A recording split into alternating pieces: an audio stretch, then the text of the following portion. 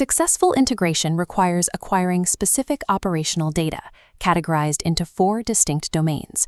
Domain 1 addresses commercial transit and spatial navigation. Domain 2 maps expatriate social infrastructure and funding models. Domain 3 establishes an academic note-taking protocol. And Domain 4 examines geographic adaptation within extreme climates. Mastering these 4 datasets provides the factual foundation required to process the parameters of a new academic environment. We begin with localized transit. For navigation along roads and country lanes, the touring bicycle is the optimal machine.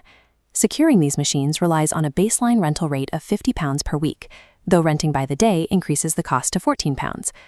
Delayed returns trigger a specific financial penalty, set at £1.25 for every additional hour. Hiring a touring model also requires an initial capital outlay of £60 for a refundable deposit. Vendors provide essential tools like pumps, repair kits, and locks free of charge, though premium accessories such as lightweight panniers or handlebar bags cost an additional £5. While theft insurance is included in the rental, it is only valid if the bicycle is securely locked at the time of the incident. Even with valid insurance, the renter remains responsible for the first £100 of any unrecovered theft claim. To avoid requiring a deposit equal to the machine's full value, these vendors mandate credit card authorization for all bookings. Reaching the vendor requires a spatial protocol. Take Woods Road to the main police station next to the park. You then turn right onto Oak Street, navigating between the police station and a garage. The destination is behind the pharmacy. Localized transit relies on an understanding of these predictable financial agreements and spatial frameworks. Social integration follows a similar logic of categorization. Expatriate communities organize into networks of specific social organizations. Sports clubs operate at 2 levels. They field teams for competitive inter-regional play, while also providing baseline recreational exercise for new residents. Specialized hobby networks capture niche interests, with local groups focused on everything from landscape photography to stamp collecting. Structured social facilitation ranges from associations hosting various styles of dance to 5-minute speed dating rotations. Religious and cultural societies provide a separate grouping mechanism, bringing together individuals based on specific faith groups or demographic origins. International charitable organizations maintain a local presence, with many holding regular meetings in English. This includes human rights organizations like Amnesty International, which coordinates local petition and meeting cycles. Environmental advocacy follows the same pattern, with regular meetings held by groups such as Greenpeace. This network is rounded out by political campaign clubs and performing arts groups, including companies that offer free open-air theater during the summer months. These organizations generally operate without government subsidies. Instead, their infrastructure is funded through individual entry fees and member subscriptions. Integration into these communities requires active participation in these decentralized, self-funded micronetworks.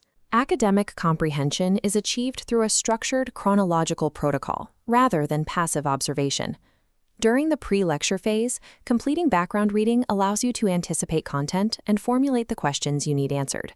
When you enter the room, the physical tactic is to arrive early and secure a front seat to minimize audio-visual distractions. If you miss a key point during the lecture, leave a blank space in your notes to be filled in later through direct questioning. Legibility is a strict requirement. Handwriting that cannot be easily read results in significant time loss during future revision. Listen for signpost words, such as however or to sum up, as these signal the structural direction of the lecturer's argument.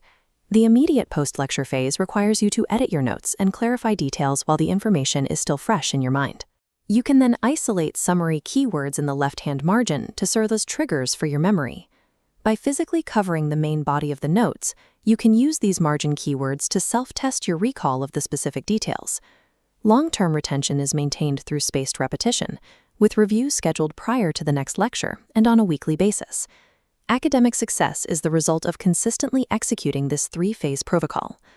Finally, we analyze geographic adaptation. To understand human response to extreme environments, we look at the town of Coober Pedy, located 860 kilometers north of Adelaide. The town exists within a region defined by an almost total lack of surface water and severe climatic hostility. These environmental factors meant human settlement only occurred after the discovery of opals in 1915. Following the First World War, Returning soldiers introduced the dugout techniques they used in the trenches of France to adapt to the local climate. New opal discoveries in the late 1940s led to a second population surge, driven largely by high volumes of European immigrants. These residents faced surface conditions where summer temperatures exceeded 50 degrees centigrade and dense dust storms were common. To maintain a stable temperature of 25 degrees, the community built subterranean houses and repurposed disused mines. This resulted in 70. Kuber-Petty demonstrates how initial resource extraction leads to permanent, highly specialized adaptations to local geography. Mastering these 4 domains provides a comprehensive dataset for environmental integration. Predictable financial frameworks and individual subscriptions manage the realities of local commerce and social structures.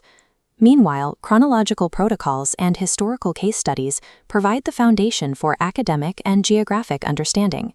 This analysis was brought to you by the IELTS FOCUS 0847705973, an English center specializing in IELTS preparation.